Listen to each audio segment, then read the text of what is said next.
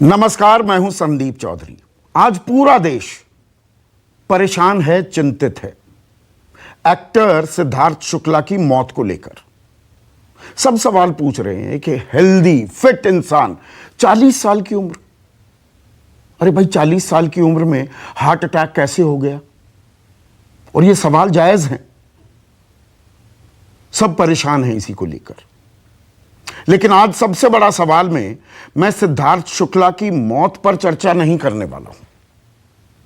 अगर मैं आपसे यह कहूं इस परेशानी और इस चिंता में कि मौत कैसे हो गई, कि दरअसल आपकी जो उम्र है, आपकी जो जिंदगी है, और खास उत्तर भारत वालों के लिए यह बात मैं कह रहा हूं, पंजाब, हरियाणा, हिमाचल, उत्तराखंड, दिल्ली, राजस्थान, यूपी, बिहार, मध्य प्रदेश में रहने वालों के लिए, अगर मैं आपको कहूं कि आपकी जो उम्र है, आपकी जो जिंदगी है, वो 9 साल तक घट चुकी है, 9 साल से भी ज्यादा आपकी उम्र घट चुकी है, तो आप कहेंगे अरे ये आंकड़ा कहां से लेकर आए हो?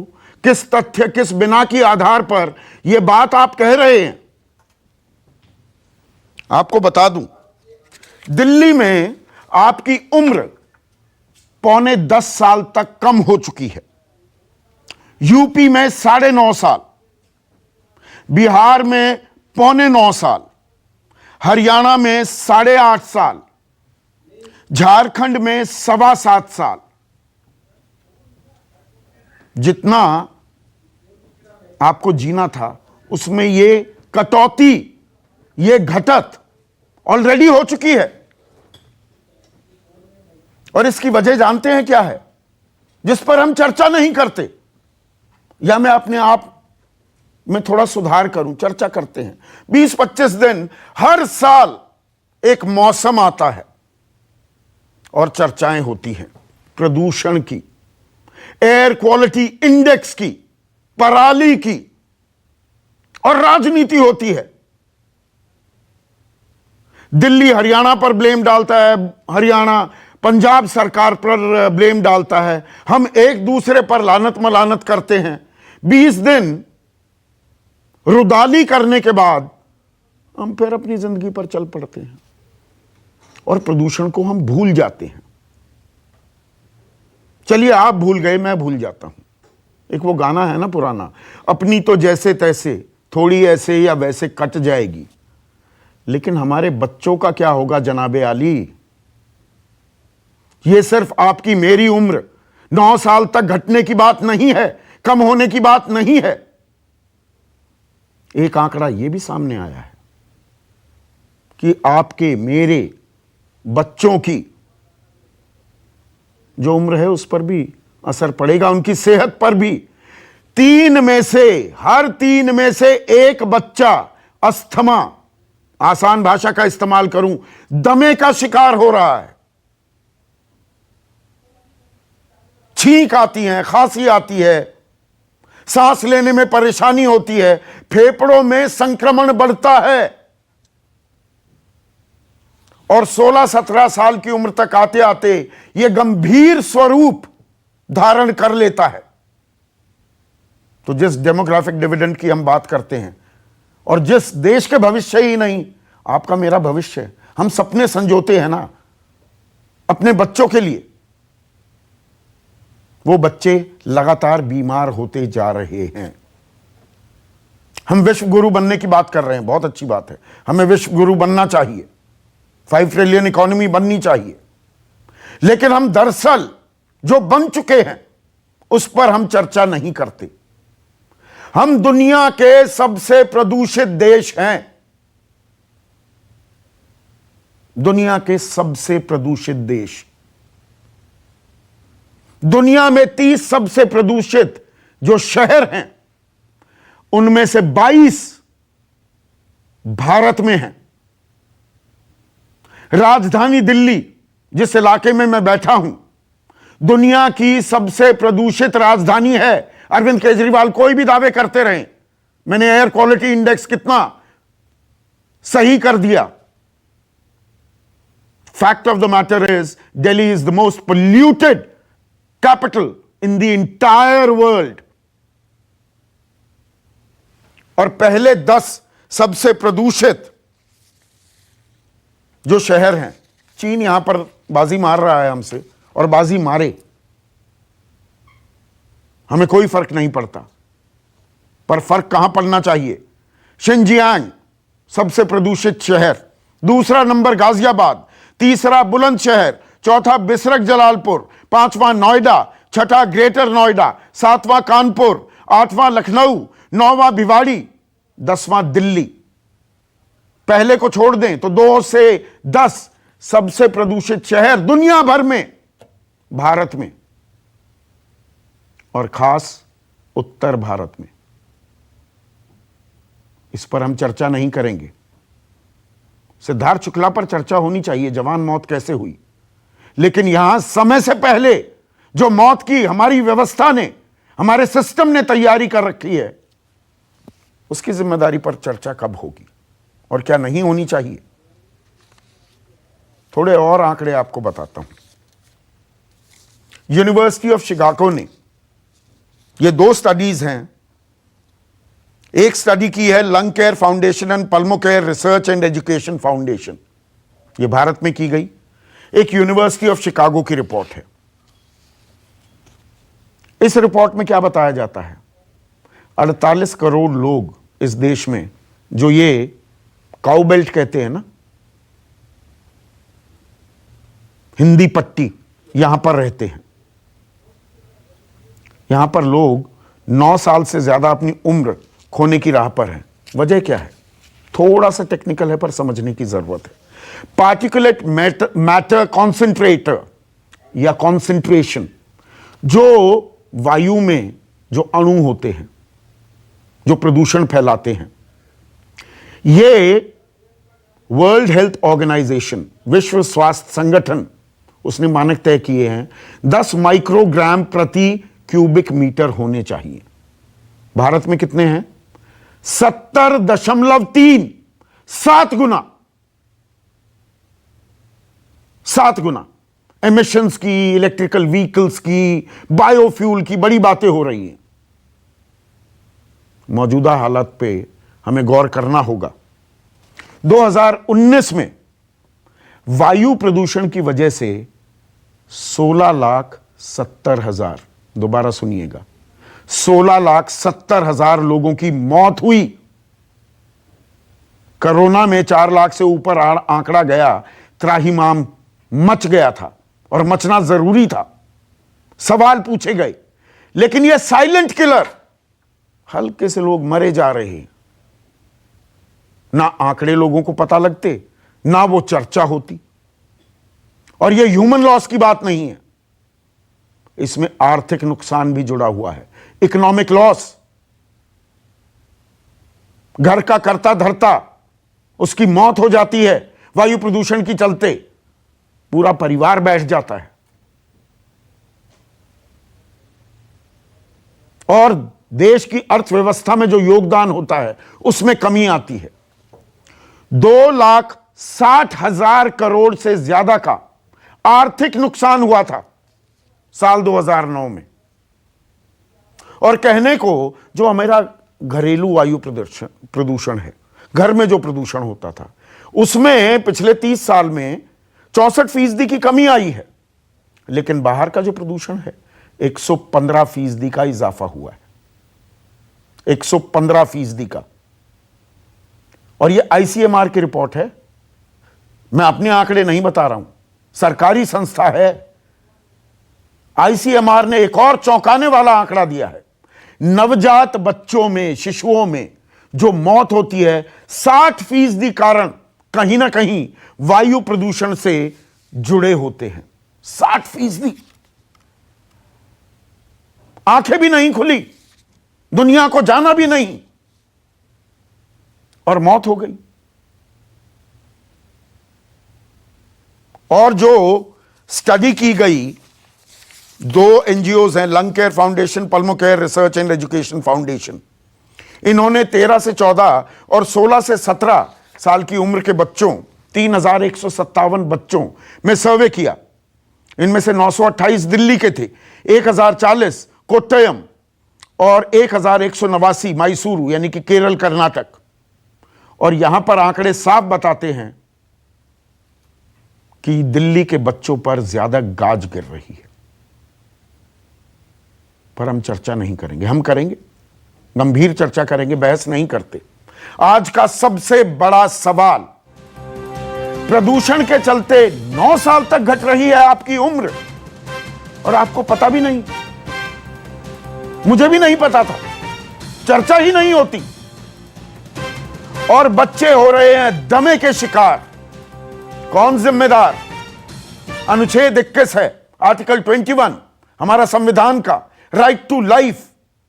और राइट टू लाइफ में right to clean air, right to pollution free environment भी आता है, पर सवाल कोई नहीं उठाता है। मेरे साथ बीजेपी के राष्ट्रीय प्रवक्ता, कानून के भी जानकार हैं, राजीव जेटली, कांग्रेस के राष्ट्रीय प्रवक्ता अभय दुबे, आम आदमी पार्टी की प्रवक्ता रीना गुप्ता, मेरी सहयोगी पल्लवी झा, हेल्थ बीट को कवर करती हैं लगातार, और 2 खास मेहमान इन स्टडीज के हिस्सा रहे हैं, खास जो बच्चों पर की गई। Doctor Arvind Kumar, chairman centre for chest surgery Medanta में, और डॉक्टर संदीप साल्वी। डॉक्टर साल्वी पहली बार मेरे कार्यक्रम में आ रहे हैं, आपका बहुत बहुत स्वागत है। डायरेक्टर हैं प्योर फाउंडेशन पुणे के। तो डॉक्टर अरविंद, मैं तो भौचक्का रह गया जब मैंने ये रिपोर्ट पढ़ी। 9 साल तक उम्र घटने की ये आशंका नहीं, बाकायदा 9.7 साल एग्जैक्ट आंकड़ा बताया जा रहा है। बिहार 9.5 साल उम्र घट रही है वायु प्रदूषण के चलते। 3 में से 1 बच्चा दमे का शिकार हो रहा है। क्या हमें किसी को कानो कान ये खबर नहीं है? ये चर्चा क्यों नहीं होती?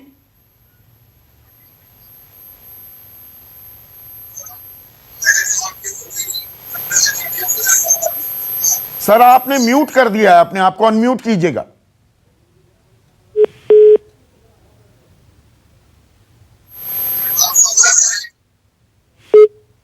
मैं आपके पास आता हूं, अभी कुछ कनेक्शन में दिक्कत है। डॉक्टर संदीप साल्वी, चर्चा नहीं होती, यह हमारी प्राथमिकता है या आप लोगों ने स्टडी कर दी जी, दे दी और वो कहीं फाइल में दबकर बैठ गई? बिल्कुल संदीप जी, ये बहुत ही गंभीरजनक स्थिति है, और स्पेशली दिल्ली में जहाँ पे प्रदूषण पूरे दुनिया में सबसे ज़्यादा है, वहाँ पे बच्चों का, the children are the most highly affected people because of air pollution, and nobody really talks about it. Why? It is important, it is very important to start understanding that air pollution is a serious problem in India, and it is the children who are suffering the most. Sir थोड़ा हिंदी में बोलिएगा, मेरे हिंदी भाषी बहुत दर्शक हैं। Doctor Salvi, अपने जो फेफड़े हैं, हाँ, वो 18 या 19 साल तक उनका ग्रोथ कंप्लीट हो जाता है। उसके बाद वो लंग फंक्शन धीरे धीरे धीरे कम हो जाता है। तो अपने जो बच्चे हैं जहाँ जो हाई लेवल्स ऑफ प्रदूषण को एक्सपोज होते हैं, उनका फेफड़े ऊपर, इट डजंट ग्रो।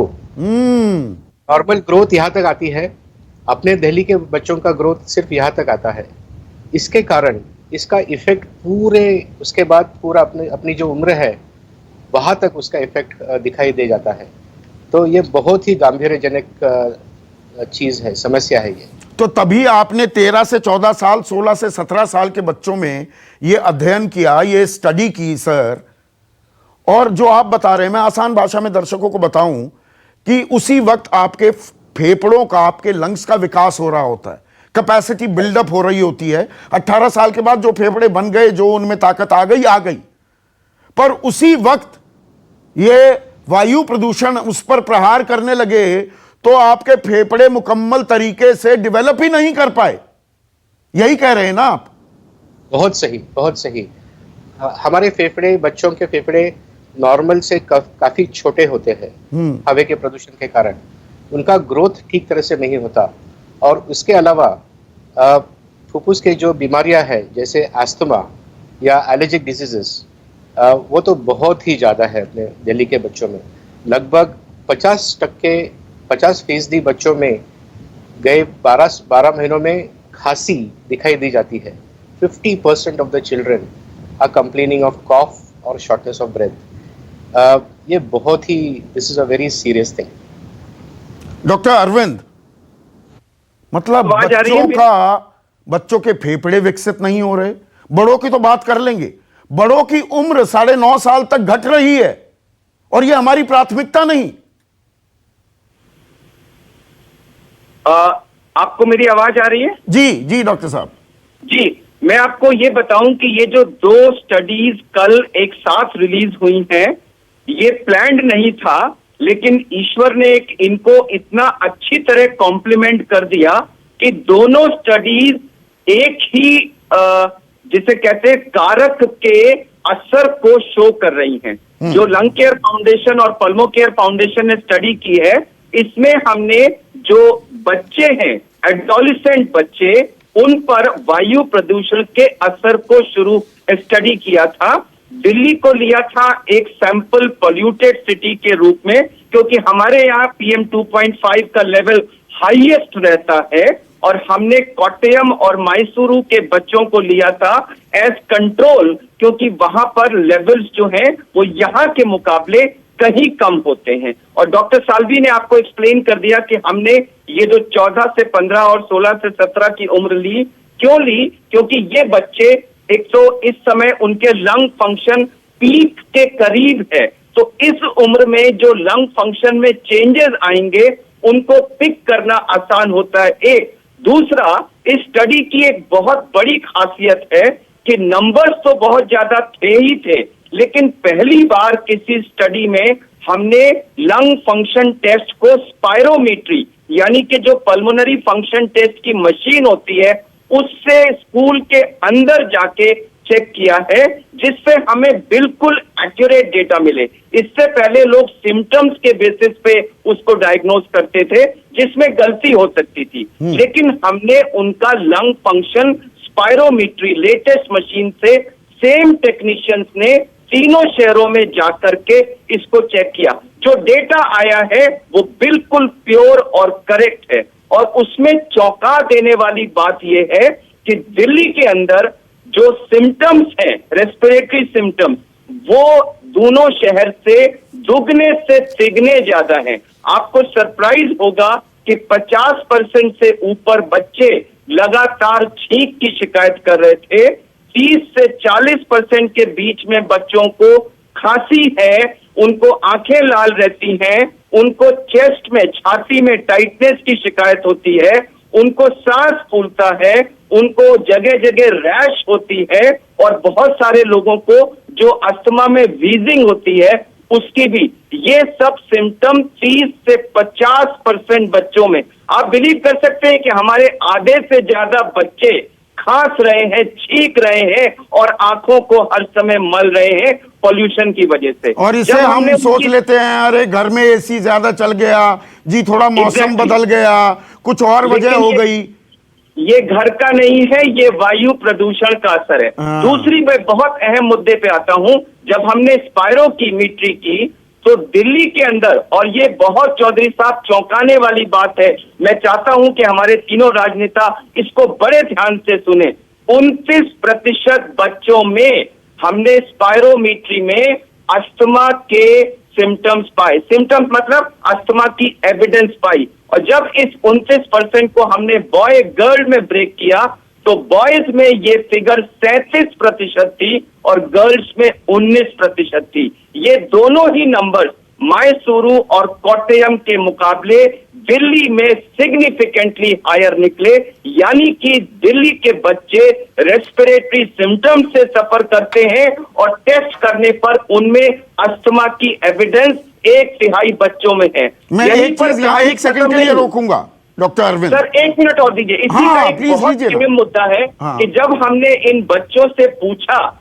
कि उनमें से किसी को अस्थमा के होने के बारे में पता है या वो इसका इलाज करा रहे हैं, तो चौधरी साहब हम शॉक्ड थे कि 80% से ज्यादा वो बच्चे जिनको हमने अस्थमा डिटेक्ट किया उनको पता ही नहीं था कि उनको अस्थमा है, और इलाज कराने की तो बात ही छोड़िए। ये इन प्रिवेलेंस और पता होने और इलाज के बीच का जो ये वाइड गैप था, ये गैप कोट्टयम मैसूरू में भी था, लेकिन ये दिल्ली में बहुत ज्यादा था। उसकी तो वजह है ना डॉक्टर अरविंद, चर्चा नहीं होती, ये आंकड़े सार्वजनिक नहीं किए जाते, कुछ अखबारों में छपे, टीवी चैनलों ने तो खबर ही खत्म कर दी, ये खबर है ही नहीं। आधे आधे घंटे के अफगानिस्तान में जो कुछ हो रहा है, स्पेशल्स बनते हैं, वो वीडियो गेम बना रखा है टीवी स्टूडियोज को, टीवी स्क्रीन्स को, उसमें हवाई जहाज उड़ेंगे, बम के गोले फूटेंगे, आधे आधे घंटे चलेंगे। असल चीज जो है उस पर आधे घंटे का एक प्रोग्राम, देश को सचेत करने का प्रोग्राम कोई नहीं बनाएगा। ये आपने किया है। मुझे 2 मिनट और दे, इसकी 2 और बहुत ही चौंकाने वाली फाइंडिंग्स मैं आपको बताऊं। ये तो दोनों थे अस्थमा से रिलेटेड। बॉयज में अस्थमा का इंसिडेंस गर्ल्स से दुगना मिला, जो कि इंटरनेशनली रिकॉग्नाइज्ड है, उसमें खैर कोई नई बात नहीं थी। जो सबसे चौंकाने वाली बात हमें निकली, जो हमें उम्मीद नहीं थी, कि दिल्ली के अंदर 39% बच्चों में ओवरवेट या ओबेसिटी, यानी कि जितनी नॉर्मल से ज्यादा उनका वजन था या मोटापा था, ये मिला। और जब हमने इसको अस्थमा से कोरिलेट किया तो हमने पाया कि जिन बच्चों को ओवरवेट या ओबेसिटी है उनमें अस्थमा का इंसिडेंस प्रेवलेंस 80 अस्थमा होने का खतरा 80% से लेकर 200% तक ज्यादा है। ये अस्थमा और ओबेसिटी का कोरिलेशन मैसूरू और कोट्टयम में भी था, लेकिन वहां वीक था। दिल्ली में तो जो माँ बाप ये सोच रहे थे कि 1.5 साल से स्कूल खुले नहीं, बच्चे घरों में ही बंद हैं, ऑनलाइन क्लासेस हो रही हैं, अरे वेट पुट ऑन कर लिया तो कोई बात नहीं। हम अब तक ये सोचते थे कि बच्चे मोटे हो रहे हैं खाने की वजह से, क्योंकि वो काउच पोटैटो, वो बैठ के आलू और ये सब खाते रहते हैं, लेकिन बच्चे मोटे हो रहे हैं not because of what they eat but because of what they breathe. जो पोल्यूटेड एयर वो ब्रीथ कर रहे हैं, उसकी वजह से बच्चों में ये मोटापा बढ़ रहा है। और एक और चीज संदीप जी, हमने जो देखा कि जब हमने पॉल्यूशन को, मोटापे को और अस्थमा को कोरिलेट किया, तो हमें एक पहली बार किसी स्टडी में एक नया ट्रायंगल नजर आया कि जो वायु प्रदूषण है वो अस्थमा कॉज कर रहा है, वायु प्रदूषण ओबेसिटी ओवरवेट यानी मोटापा कॉज कर रहा है, मोटापा अस्थमा कॉज कर रहा है। यानी कि दोहरी मार पॉल्यूशन मार रहा है, वो डायरेक्टली भी हमारे फेफड़ों को अफेक्ट कर रहा है और वो मोटापे के थ्रू भी हमारे फेफड़ों को अफेक्ट कर रहा है। कुल मिला के हमारे बच्चों की स्वास्थ्य पर उसका बुरा असर पड़ रहा है। तो ये जो हमने, हमारी स्टडी ने दिखाया है, यह नुकसान की शुरुआत है। और जो दूसरी स्टडी AQLE, अब मैं उस पर भी आता हूं, एक सेकंड पर एक सवाल बीच में है डॉक्टर अरविंद। ये तो दिल्ली जब आप कहते हैं, एक सेकंड डॉक्टर अरविंद, जब आप दिल्ली कहते हैं तो दिल्ली कह रहे हैं, राजधानी दिल्ली, या NCR को भी जोड़ रहे हैं?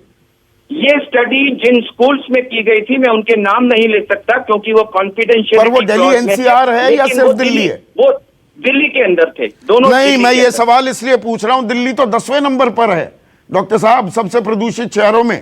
दूसरे नंबर पर गाजियाबाद है, फिर बुलंदशहर, 5वें पर नोएडा, 6ठे पर ग्रेटर नोएडा, फिर भिवाड़ी। चौधरी जी, दिल्ली हमारे देश मतलब वहां स्थिति और बुरी हो सकती है। 124 ऐसे शहर हैं जिनमें इतना ही पॉल्यूशन है, और ये जो आंकड़े चौंकाने वाले हमें दिल्ली में मिले हैं, मैं चैलेंज करता हूं कि यही या इससे वर्ष आंकड़े उन शहरों में भी होंगे। यानी कि हमारे पूरे देश में प्रदूषण की वजह से बच्चों के स्वास्थ्य पर बहुत बुरा असर पड़ रहा है। और बड़ों की भी बात कर लेते हैं। एक क्विक कमेंट चाहूंगा डॉक्टर अरविंद, मतलब 9.25 साल उम्र घट रही है दिल्ली वासी की। जी जी। उत्तर भारत में एक सेक्युलर ट्रेंड, लगभग 9 साल उम्र घट रही है। जी जी। यह इन सब का अंत है। देखिए, जो आपने एक बहुत अच्छी बात शुरू में कही थी कि ये साइलेंट किलर है, और आपने ये भी कहा था कि ये जो डैमेज है यह हमारे पैदा होने का वेट नहीं करता, यह हमें माता के गर्भाशय के अंदर से इफेक्ट करना लगता है। अभी काफी एविडेंस है कि जो टॉक्सिन्स है एयर पोल्यूशन के, ये प्लेसेंटा के थ्रू नवजात शिशु में जाकर के उसमें कंजेनाइटल डिफेक्ट्स, उसमें ग्रोथ रिटार्डेशन, बच्चे गर्भाशय के अंदर मृत्यु होना, समय से पहले प्रसव होना और प्रसव के अराउंड डेथ यानी पेरीनेटल डेथ, ये सारी चीजें प्रदूषित शहरों में दूसरे शहरों के मुकाबले ज्यादा होती हैं। यानी हम बच्चे को पैदा होने से पहले ही उसको नुकसान शुरू कर देते हैं। जब वो आके पहली सांस लेता है तो वो प्रदूषित हवा स्मोकिंग की तरह होती है। और मैं चिल्ला चिल्ला के बहुत बार कह चुका हूं, हमारे देश में न्यू बॉर्न स्मोकर्स बन जाते हैं, क्योंकि अगर 200 PM 2.5 वाले शहर में कोई बच्चा पैदा हुआ है तो उसका पहली दिन से, पहली सांस से 10 सिगरेट पर डे उसने पीनी शुरू कर दी। तो भयावह स्थिति है कुल मिलाकर जो आप बता रहे हैं। एक सेकंड डॉक्टर अरविंद। पल्लवी, आप लगातार हेल्थ बीट कवर करती हैं, मंत्रालयों में जाती हैं, व्यवस्था सत्ता के गलियारों में आप घूमती फिरती हैं। इन आंकड़ों पर, ये आंकड़े ऐसे तो नहीं है आज ही अवतरित हुए, इनकी बानगी, इनके संकेत अलग अलग स्टडीज में मिलते रहते हैं। ये तो एक संयोग था कि कल ये दोनों स्टडीज एक साथ रिलीज हुई। इन पर कोई चर्चा भी होती है? इस पर कोई एंजाइटी या गौर, तवज्जो, तरजीह देने की बात सुनाई पड़ती है आपको सत्ता के गलियारों में? जी देखिए, ये जब सवाल तभी उठता है जब जिस महीने का जिक्र आप स्टार्टिंग में नवंबर में सब हल्ला मचाएंगे, सब AQI सब समझ जाएंगे जी, 500 पहुंच गया, 600 पहुंच गया। जी, और उसी दौरान सरकार भी शायद उसी वक्त, शायद जब हंगामा होता है, जब डॉक्टर अरविंद ने भी कई बार ऐसे जब सिचुएशंस देखे, और डॉक्टर अरविंद ने खुद कहा और तमाम डॉक्टर्स भी कहते हैं कि इमरजेंसी है ये इसको इमरजेंसी के तौर पर देखा जाना चाहिए। और जब हम रिपोर्ट करते हैं तब जाके सरकारें उस वक्त एक्टिव नजर आती हैं, चाहे वो दिल्ली सरकार हो, चाहे वो केंद्र सरकार हो। पर्यावरण मंत्रालय ने भी कई कमेटी बनाई, दिल्ली सरकार ने भी कई कमेटी बनाई, और उस कमेटी के अंतर्गत कई ऐसे प्रावधान थे जिसमें यह कहा गया कि आने वाले साल में ऐसे कुछ कदम उठाए जाएंगे जिससे कि प्रदूषण पे कंट्रोल किया जाएगा, जिस पे अलग अलग तरीके से कदम उठाया गया। चाहे अगर हम दिल्ली सरकार के एग्जाम्पल ले लें तो उन्होंने एक टावर बनाया है, एक टावर जो कि जब स्मॉग कंडीशन होगा उसमें वो इस तरीके का छिड़काव करेंगे कि पर्टिकुलर एरिया में जो है वो स्मॉग कम हो जाए। इसी तरीके से केंद्र सरकार ने अलग अलग गाइडलाइंस दे रखी है राज्य सरकारों को, 10 साल से पुरानी गाड़ियां, स्क्रैप पॉलिसी आ गई, EV policy, electric vehicle policy, ये तमाम चीजें, BS6 नॉर्म्स आ गए गाड़ियों के लिए। जी, इसी तरीके से और भी कई प्रावधान थे, लेकिन नए नए प्रावधान तो सिर्फ पेपर पे रह गए। लेकिन बीते अगर 2 साल का अगर हम देखें अगर, तो कुछ भी नहीं हुआ है, कुछ भी नहीं। स्थिति आज भी वही है और कल भी वही थी। दिल्ली में प्राथमिकता नहीं है, प्राथमिकता भी नहीं, और आधी से ज्यादा दिल्ली इस वक्त अगर हम बाहर देखें तो कंस्ट्रक्शन में है। लगातार सरकारें कहती हैं कि हम कंस्ट्रक्शन जब करेंगे, हमारे तो साइड वाला प्लॉट जो है लगातार यहाँ पर जितनी धूल उड़ती है, कहने को तमाम सुप्रीम कोर्ट की गाइडलाइंस है, सब कवर होना चाहिए, रास्ता बर्बाद कर दिया और हवा बर्बाद कर दी। और ये फिल्म सिटी की बात मैं कर रहा हूं, और कोई पूछने वाला नहीं, कोई कुछ कहने वाला नहीं। जी, तो यही रीजन है कि जब सिचुएशन अक्टूबर नवंबर में खराब होने लगती है तब सरकारें ये कहती हैं कि हम ऐसा कदम उठा रहे हैं, लेकिन वो कदम बढ़ते नहीं हैं और वो वहीं थमे रह जाते हैं। और आज यही स्थिति है कि अब जो ये डेटा आए हैं वो इशारा कर रहे हैं कि हमारा जो फ्यूचर है वो अब खतरे में है। राजीव जेटली, इन आंकड़ों ने आपको परेशान किया, थोड़ा चिंतित किया? देखिए, बिल्कुल चिंतित किया, और मुझे लगता है कोई भी इन बातों से अनजान नहीं है कि क्या हालात इस टाइम पोल्यूशन के हैं। पोल्यूशन किसी राज्य को, किसी जिले को, किसी प्रदेश को देखकर नहीं आता, पोल्यूशन तो कहीं भी जाता है। और पोल्यूशन से लड़ने के लिए आपने बहुत लंबी अभी बात बताई, एक स्मोक टावर की बात करी। एक स्मोक टावर से कोई पोल्यूशन खत्म नहीं होने वाला। ये कोई छतरी नहीं है जिसके नीचे हम खड़े हो जाएंगे तो पोल्यूशन नहीं आएगा, और पूरी दिल्ली वहाँ जाकर नहीं खड़ी हो सकती। वो ठीक है, एक स्मोक टावर लगाया गया, उसके ऊपर 20 करोड़ की बात दिल्ली की नहीं है, पूरे देश की बात कर रहे हैं। मैं 22 देश तो 22 शहर 30 सबसे प्रदूषित शहर में, वो सिर्फ दिल्ली नहीं है ना। मैं बड़े विषय पे आ रहा हूँ। बड़ा विषय क्या है कि हमें पोल्यूशन से अगर कोई सबसे ज्यादा बचाता है तो हमारे जंगल बचाते हैं। हमारे पेड़ पौधे बचाते हैं। अभी आपने देखा, बहुत चर्चा में बना हुआ है एक इशू, आपने सुना होगा खोरी गांव, सुप्रीम कोर्ट के ऑर्डर के बाद खोरी गांव के अंदर तोड़। हाँ, खोरी गांव फरीदाबाद से सटा हुआ है, आपके घर के नजदीक है। और दूसरा अभी एक और इसी तरीके से पहाड़ पे जंगल में बसा हुआ एक और जगह है जिसको कॉलोनी कहा जाता है, जमाई कॉलोनी कहा जाता है। जमाई मतलब जितने लोग वहाँ रहते हैं तो उनको अपनी लड़की की शादी करनी होती है तो वहीं बसाना होता है। बहुत बड़ा एक अलग सब्जेक्ट है, मैं उसमें नहीं जाना चाहता। तो वो जगह, वो जो बसावट है वो जंगल पे बसाया गया, और जंगल पे राजनीतिक पार्टियों ने बसाया, और जिन राजनीतिक पार्टियों ने बसाया, अब सुप्रीम कोर्ट के ऑर्डर के बाद अगर वहां वापस जंगल बनाने की अगर मांग आ रही है या प्रशासन उस पर काम कर रहा है, तो जिन लोगों ने बसाया वो लोग आज भी वहां खड़े होकर बोल रहे हैं कि हम किसी का घर नहीं टूटने देंगे। बहुत अच्छी बात है, गरीब का घर नहीं टूटना चाहिए, लेकिन राजनीतिक लोगों ने वहां पर बसावट केवल डेमोग्राफी को खराब करने के लिए करी, जंगल को काट के, जंगल तोड़ के जंगल को खत्म कर दिया वहां पर, और इस बात के लिए जंगल को खत्म कर दिया कि अगर यहाँ की डेमोग्राफी खराब होगी तो इससे हमारे को वोट का फायदा मिलेगा।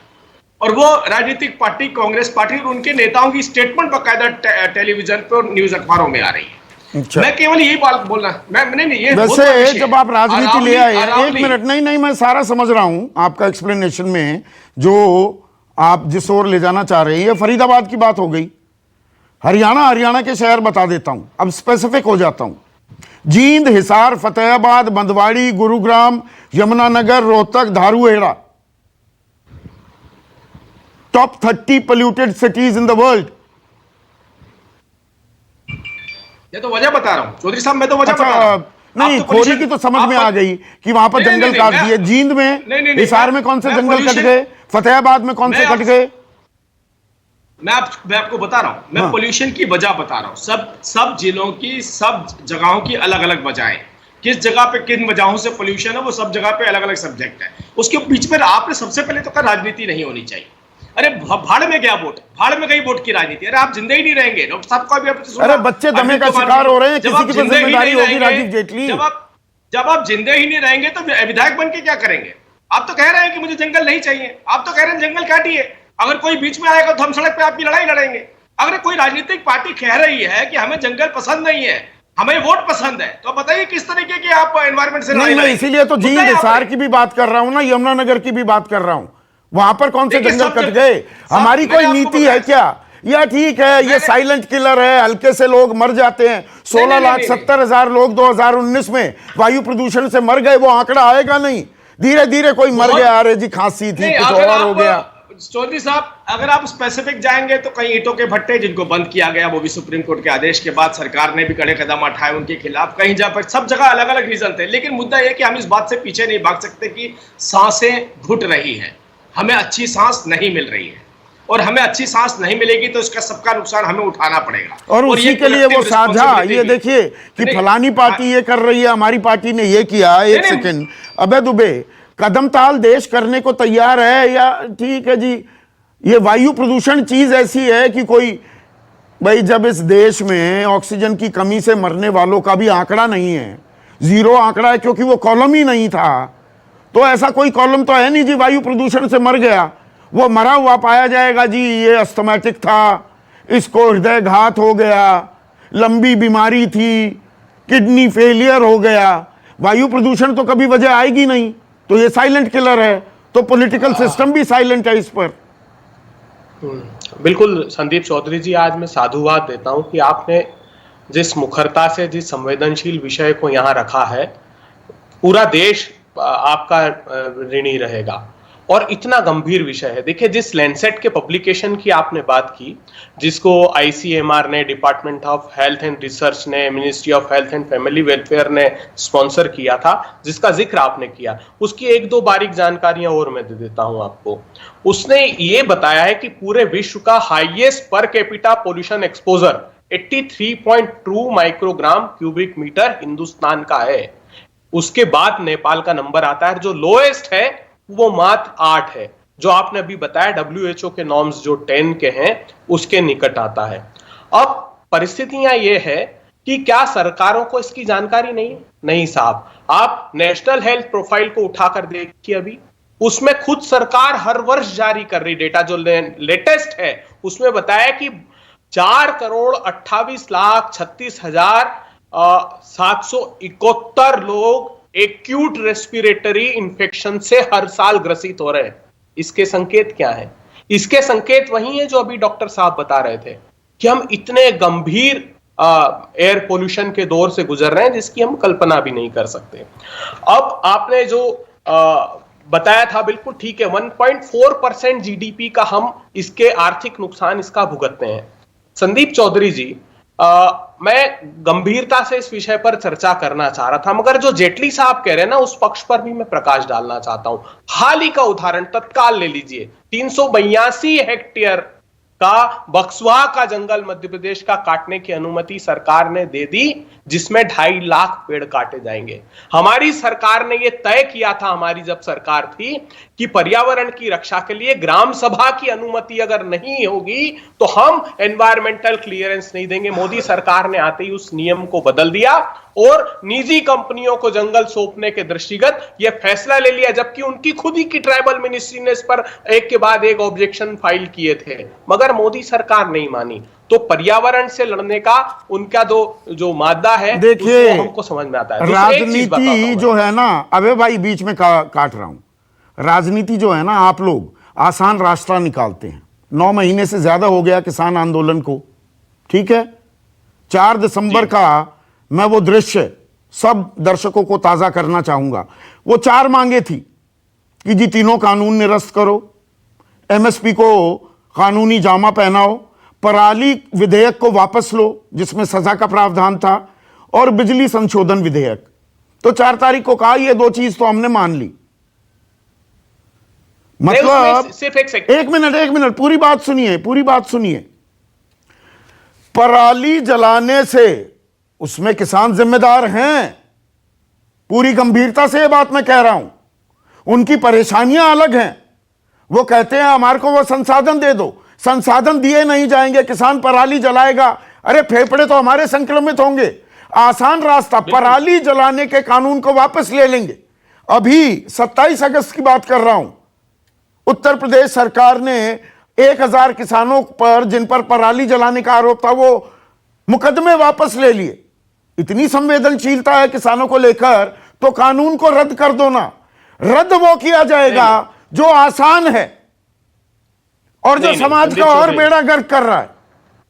नहीं संदीप जी, देखिए इसमें एक बात मैं बड़ी गंभीरता से कहना चाहता हूं, जिसकी आप बात कर रहे हैं, commission for air quality management bill जो लाया जा रहा है, इसके सिर्फ सेक्शन 15 पर सभी लोगों ने ऐतराज जताया। उसमें ऐसा नहीं था सिर्फ कांग्रेस के, भारतीय जनता पार्टी के मेंबर ऑफ पार्लियामेंट भी थे, जिसमें किसान पर जुर्माना लगाने की बात कही थी। तो पहले सरकार को यह सुनिश्चित करना होगा कि वो पराली नहीं जलाएं, तो कैसे अपने खेतों में से उनको साफ करें, उस विधा पर बात करनी होगी, या उनको कंपनसेट करें। सरकार उनको उतना आर्थिक मुआवजा दे ताकि वो नहीं जलाएं और उसका वो मैं समझता हूं। मेरा सवाल यह है, अबे दुबे 1 मिनट, सरकारें तो जुर्माना लगाएंगी, मैं किस पर जुर्माना लगाऊं कि मेरी जिंदगी आप 9 साल कम कर रहे हो?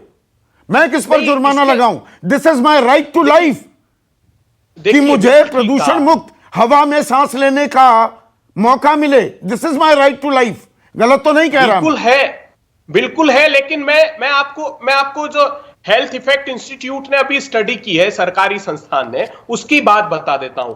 वाहनों से जो प्रदूषण फैल रहा है उसका प्रतिशत 30 है, जो बायोमास बर्निंग है जिसकी आप बात कर रहे हैं उसका 20% है, और जो सॉइल एंड डस्ट का जो पोल्यूशन है वो 20% है, इंडस्ट्री का 15% है, और जो ओपन बर्निंग्स है या डीजल जनरेटर है उसका 10% है। तो आप फिर इस क्रम से प्रारंभ कीजिए। तो कौन करेगा प्रारंभ? श्री गणेश कौन करेगा? रीना गुप्ता, ये कौन से पंडित जी मूर्त निकालेंगे बताइए? तो हम ही खोज के ले आएंगे उस पंडित जी को कि भैया मूर्त निकालो, थोड़ा प्रदूषण कम करने का यज्ञ कर रहे हैं शुरू। संदीप जी, 39 मिनट्स हो गए, आप मुझे थोड़ा बोलने का मौका दीजिएगा। मैं दिल्ली सरकार की एक यूनिट है जो सिर्फ वायु प्रदूषण पे काम करती है, मैं उस यूनिट की टीम लीडर हूं, पहली बात। तो ये कहना बिल्कुल गलत है कि दिल्ली सरकार कुछ नहीं कर रही है। मैं राजनीति में नहीं जाना चाहूंगी, लेकिन अगर कोई कर रहा है तो दिल्ली सरकार ही कर रही है। हाँ, इतना कर रही है कि दिल्ली सबसे प्रदूषित राजधानी है दुनिया में। हाँ, लेकिन आपने दूसरा आंकड़ा नहीं बोला। इसको कॉन्टेस्ट कर रहे हो।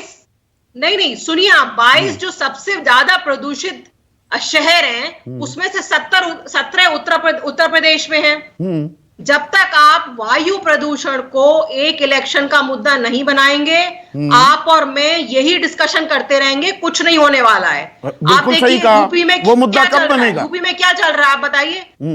मीडिया क्यों नहीं इसमें एक्टिव रोल लेती है? यूपी में क्या चल रहा है? हिंदू मुसलमान के अलावा कुछ चल रहा है? वायु प्रदूषण पे कोई डिस्कशन हो रहा है? दूसरी बात, ये जो आप यूनिवर्सिटी ऑफ शिकागो की जिसकी आप रिपोर्ट की आप बोल रहे हैं कि रिपोर्ट जिसे ये निकाली है, ये university of Chicago actually Delhi सरकार की सलाहकार है।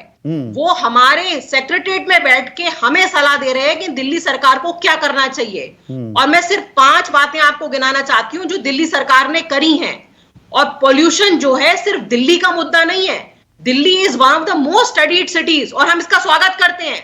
आज भी आप देखिए, अरविंद जी ने जो स्टडी करी, उन्होंने दिल्ली की स्टडी करी। गाजियाबाद, ग्रेटर नोएडा, गुड़गांव के बच्चे कुछ दिल्ली से अलग नहीं होंगे।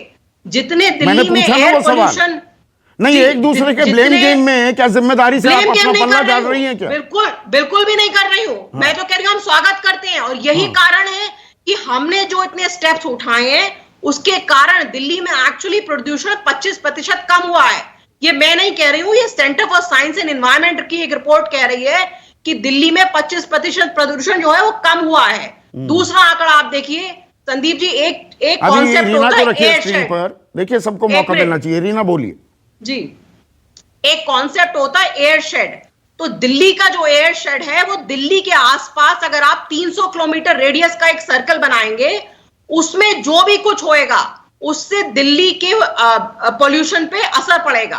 अब 300 किलोमीटर एयर शेड में 10 बिजली के कोयले के कारखाने हैं। दिल्ली सरकार, एनजीटी, सुप्रीम कोर्ट सब बोल रहे हैं कोयले के कारखाने 30 साल पुराने हैं, पुरानी टेक्नोलॉजी यूज कर रहे हैं। हरियाणा, यूपी, राजस्थान, पंजाब कोई सरकार कदम नहीं उठा रही। दिल्ली सरकार के भी 2 कारखाने थे, हमने दोनों बंद कर दिए। आज की तारीख में हम महंगी बिजली खरीद रहे हैं पावर ग्रिड से, लेकिन हमने अपने कारखाने बंद करे। रीना, यही सवाल मैंने पूछा था अभय दुबे से कि हम कदम ताल नहीं कर सकते क्या दिल्ली एक स्वतंत्र, एक आजाद मुल्क है, हरियाणा एक और मुल्क है, उत्तर प्रदेश एक और देश है। ये करते रहेंगे तो ये हमारी प्राथमिकता चुनावी मुद्दा कब बनेगा? सवाल यही तो है संदीप जी। सवाल यही है कि केंद्र सरकार ही एकमात्र ऐसा इंस्टीट्यूशन है जो सारे स्टेट्स को इकट्ठा लेके आए और कदम उठाए। पराली का मुद्दा देखिए आप, हर साल वही डिस्कशन होता है पराली का जितनी भी स्कीम्स हैं सारी यूजलेस। नहीं, वो 3 महीने बाद घिसा पिटा रिकॉर्ड चल जाएगा। आप हरियाणा को ब्लेम करेंगे, हरियाणा ब्लेम करेगा पंजाब को, ये चलेगा? तो क्यों नहीं सेंट्रल गवर्नमेंट कहती है कि हम जो हैं पराली के मुद्दे पे सॉल्यूशन लाएंगे। और अभी सितंबर में अगर आप पराली की बात नहीं शुरू करेंगे, कोई योजना पे कोई डिस्कशन अकेले पराली थोड़ा है, बाकी 10 महीने की बात क्या हुई? तो वही मैं आपको बता रही हूँ ना, दिल्ली सरकार ने सारे बिजली के कारखाने बंद कर दिए। हमने 24 घंटे बिजली दी है, उसके चलते जितने दिल्ली में जेनसेट्स थे सारे बंद हो गए। आप देखिए गुड़गांव की कितनी ऐसी सोसाइटी हैं जो ग्रिड से कनेक्टेड नहीं है, 100% जनरेटर पे चलती हैं। तो दिल्ली के सिर्फ कदम लेने से कुछ नहीं बदलेगा। तो ऐसा गड़बड़ जाला है, मल्टी टावर बन जाते हैं सुपरटेक में, 9 साल से खड़े हैं, अब उनको ध्वस्त करने का आदेश दिया गया है। तो गड़बड़ जाले तो बहुत हैं। पर एक क्विक कमेंट चाहूंगा डॉक्टर अरविंद। एक वो पुरानी कहावत है ना, common sense is not so common. ये तो कॉमन सेंस की बात है ना, सबको लड़ना है साथ मिलकर। जैसे मेरा घर है, मैं अपना उदाहरण देता हूं, 9 किलोमीटर है यहाँ से, एक्सप्रेस वे पर है, उस पर बढ़िया अगर साइकिल ट्रैक की मैं अपने आप को सुरक्षित महसूस करूं, मैं रोज साइकिल से आने को तैयार हूं, मैं आना चाहूंगा। पर ये चीजें हम बेसिक काम तो करते नहीं है। बड़ी बड़ी हवाई बातें, बायोफ्यूल आएगा जी, एथेनॉल होगा जी, ये कर देंगे जी और वो कर देंगे, उन चीजों में हम लगे रहते हैं। संदीप जी, मैं आपसे 2 मुद्दे सिर्फ कहना चाहूंगा जो बहुत अहम हैं। देखिए, ये बहस तो चलती रहेगी सर, 40 सेकंड्स में। हाँ, एक चीज जो बहुत जरूरी है कि पब्लिक को अब इसको एक इम्पोर्टेंट मुद्दा बनाना है। और दूसरा जो इमीडिएट नीड है कि जो इतना हाई प्रेवलेंस अस्थमा का निकला है उसके लिए, और रीना जी यहाँ पर हैं, मैं उनसे विनती करना चाहूंगा कि इसमें वो हमारी मदद करें कि सारे स्कूल्स के अंदर एक asthma policy for schools implement होना चाहिए। और लंग केयर फाउंडेशन ने इस दिशा में एक मल्टीलिंगुअल एक अस्थमा मैनुअल ऑलरेडी बना करके केजरीवाल जी को सबमिट किया है कि इसको सारे ठीक है सर, सोनिया जी को भी दिया। हाँ राजीव जेटली, आखिरी सवाल, वो दिन भी कभी ऐसा आएगा कि चुनावी घोषणा पत्र में, वो किसी भी पार्टी का हो, मैं सिर्फ बीजेपी के प्रवक्ता से बात नहीं कर रहा, उसमें सबसे बड़ा मुद्दा बनाया जाएगा आपकी उम्र, आपकी जिंदगी 9 साल बढ़ाएंगे, प्रदूषण मुक्त आपको दुनिया देंगे, देश देंगे, प्रदेश देंगे। चौधरी साहब, बहुत ईमानदारी से एक बात कहूं, शायद कड़वी लगेगी, आप किसी भी चीज में बहुत गहराई में घुस जाएंगे ना, जब हम प्रदूषण की बात करते हैं, पर्यावरण बचाने को बात करते हैं, हम एनजीओस देखते हैं, जब वो गहराई में घुस जाएंगे तब आपको ऐसा एहसास होगा कि शायद पर्यावरण के ऊपर तो कोई लड़ाई हो ही नहीं रही, क्योंकि हर किसी का अपना अपना एक एजेंडा चल रहा होता है। मैंने बहुत गहराई में जाके देखा, मैंने जब वृक्षारोपण होता है, मैंने उसके अंदर किस तरीके की चीजें होती है मैंने वो देखा। मैं पूछ ये रहा था कि हम आपकी उम्र 9 साल बढ़ाएंगे, ये चुनावी वादा लेकर कोई उतरेगा कभी मैदान में? बिल्कुल बिल्कुल, मैं कह रहा हूं हम सबको, ये कोई चुनावी वादा नहीं, ये तो अलग सी चर्चा हो गई। देखिए, आपका बच्चा, उसका बच्चा, इसका बच्चा, बच्चा तो बच्चा ही है।